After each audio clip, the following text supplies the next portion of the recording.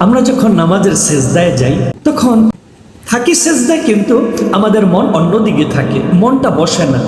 তখন কি করতে হবে? আমি যে তাসবিহটা সেজদায় পড়ি, সুবহানা রাব্বিয়াল আ'লা, এর অর্থ আমরা অনেকেই জানি না। এর অর্থটা যখন আমরা জানবো, বুঝবো, এবং সেজদায় যে আরবিতে সুবহানা রাব্বিয়াল আ'লা বলার সাথে সাথে যখন তার অর্থটা অনুধাবন করব, তখন আমাদের মন বসবে।